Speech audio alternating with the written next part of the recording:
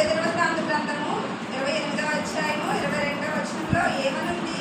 ఆపత్కాలమందు అతడు యెహోవా దృష్టికి మరి అధికముగా అక్రమములు జరిగించెను. దేవునికి స్తోత్రం. హల్లెలూయా.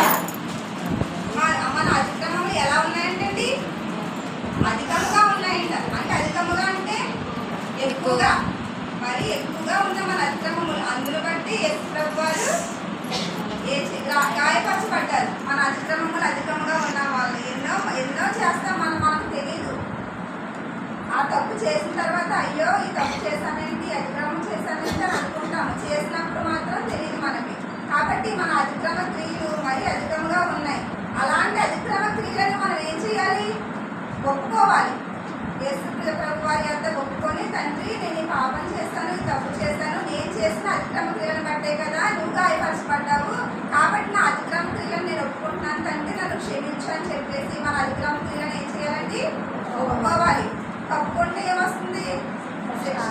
ఒప్పుకుంటే కనికరం పొందుకుంటాం, మేలు పొందుకుంటాం, ఆశీర్వాదం పొందుకుంటాం. కాబట్టి మనం ఏ రీతిగా మన అధికమైన అతిక్రమములు ఒప్పుకోవాలో చూద్దాము. కీర్తన గ్రంథం 32:1.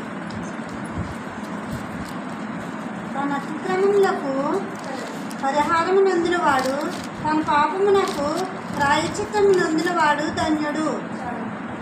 32వ కీర్తన 1వ చరణంలో ఏమంటుందంటే, తన అతిక్రమములకు పరిహారము నొందినవాడు, తన పాపములకు ప్రాయశ్చిత్తము నొందినవాడు ధన్యుడు.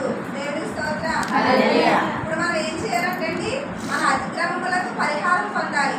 పరిహారం పొందాలంటే ఎలా పొందాం? మన నోటితో ఒప్పుకున్నప్పుడు పరిహారం పొందుకుంటాం. అంతేకాకుండా తన పాపములకు ప్రాయశ్చిత్తం పొందాలి. మనం చేసిన పాపాలేంటి, అతిక్రమములేంటి దేవుని సన్నిధానంలో ఒప్పుకొని ప్రాయశ్చిత్తం అంటే దుఃఖముతో ప్రార్థన చేసుకుంటే, ఎప్పుడైతే అలా మనం దుఃఖముతో ప్రాయశ్చిత్తం పొందుకుంటామో ఏమవుతామంటే మనం ధన్యులం అవుతాం. హల్లెలూయా.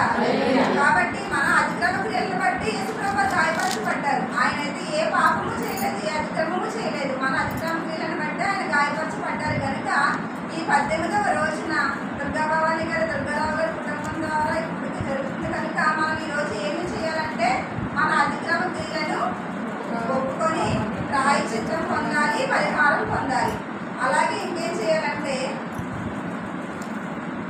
65వ కీర్తన 3వ చరణం. నేను మోహినై ఉండగా దినమంతయు నేను చేసిన నా మీద మోపడిన దోషములు బలిపడాలని మా అతిక్రమం నిమిత్తము నీవే ప్రాయశ్చిత్తం చేయను. 65వ కీర్తన 3వ చరణం అండి. నా మీద మోపబడిన దోషములు భరింపచాలనివి, మా అతిక్రమముల నిమిత్తము నీవే ప్రాయశ్చిత్తము చేయు. హల్లెలూయా. సరే, ఇక్కడ ఏమని దావీదు గారు అంటున్నారంటే, నా మీద మోపబడిన దోషములు భరింపచాలనివి, మా అతిక్రమముల నిమిత్తము నీవే ప్రాయశ్చిత్తము చేయు. అంటే ఇక్కడ ఈ మాటకున్న అర్థం ఏంటంటే, మనం చేసిన అతిక్రమముల నిమిత్తము ఎవరు ప్రాయశ్చిత్తం చేస్తున్నారంటే యేసు ప్రభువారు.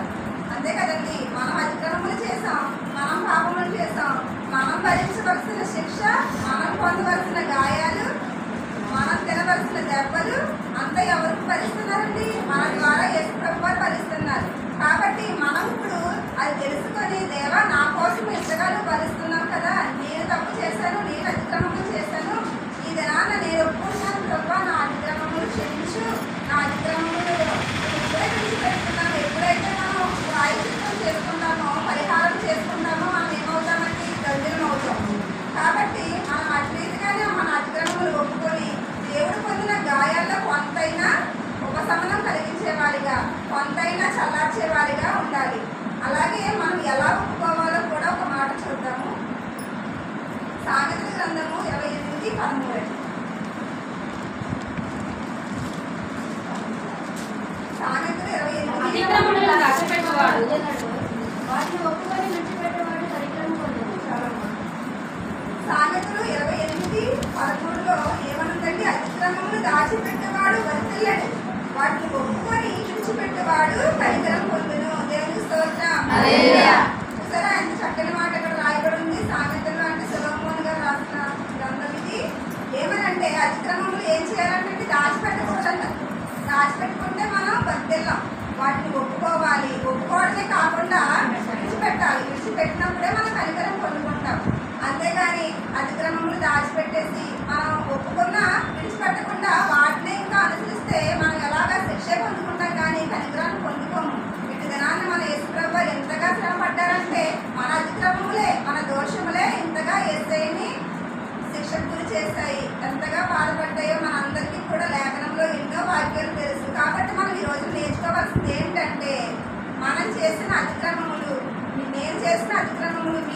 అతిక్రమములు ఇటు రోజున ఒప్పుకొని విడిచిపెట్టాలి.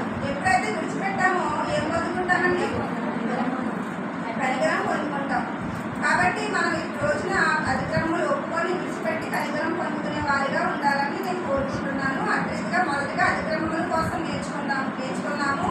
రెండవ మాట కోసం కూడా నేర్చుకుందాం. యెషయా 53 అధ్యాయము 2వ భాగం చదువు.